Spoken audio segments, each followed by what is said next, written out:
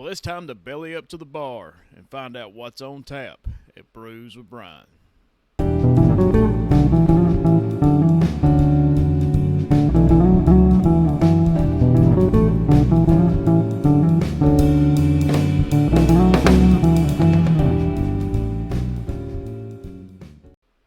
Hey, everybody, thanks for joining us again here at Brews with Brian, your weekly craft beer review podcast. Each week, I talk about a craft beer from around the world, man.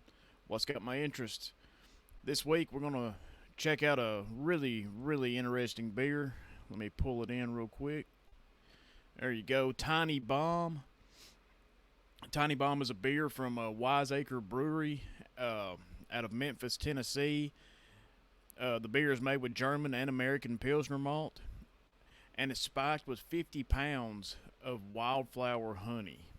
So you can see why this thing got my interest.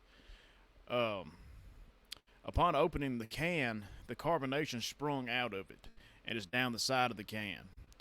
Larger head than expected, a massive white head really, and it just lingers around, which you love to see.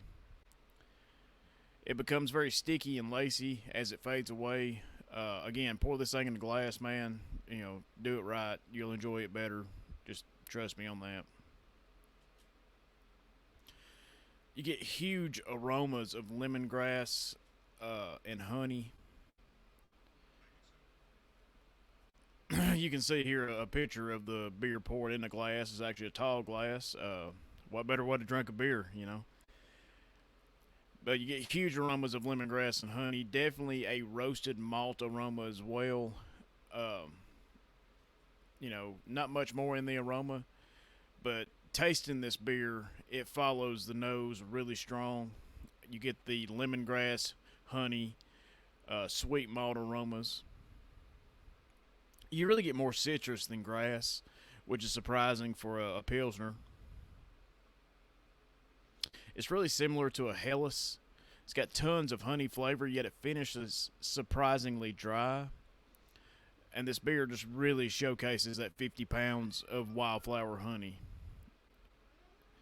The mouthfeel has a strong carbonation, but also a heavy body. You know, usually Pilsners are going to be very light, and this body is actually pretty heavy for a Pilsner.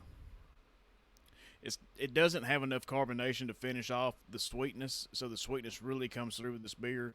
The alcohol is hidden very well. It's only 4.5%, so it's not going to be anything real heavy to drink. You can drink multiple of these and be just fine. But overall, guys, this really is a tiny bomb, and not what I was expecting. So much flavor and body here to really hit you in the mouth, which is good because you're drinking it, so you want that experience. It leans slightly more citrusy than other Czech Pilsners, or American Pilsners for that matter. A lot more honey sweetness, yet it has a Munich malt profile. It doesn't really fit any beer style, and it's unique on its own. And it's a blend between a Helles and an American Blonde, in my opinion. This is no ordinary Pilsner, and it's definitely a gem just for the flavor. So, guys, you got to try this. You have to find it. It's readily available, usually at any of your favorite craft beer shops, especially here where I am in North Alabama. But this beer, to me, pairs well with, like, baseball and summertime sports, because it's so light and just refreshing. And a really big surprise. Like I said, when they named it Tiny Bomb, you know, that they weren't lying. But, guys, let's check in with Bill. You know, we check in with Bill every week. Bill's one of our good friends here at the Loaded Sport Network. You know, like I said, we check in with him every week. Just an amazing person. You know, if you ever get the chance to meet Bill, I highly encourage it.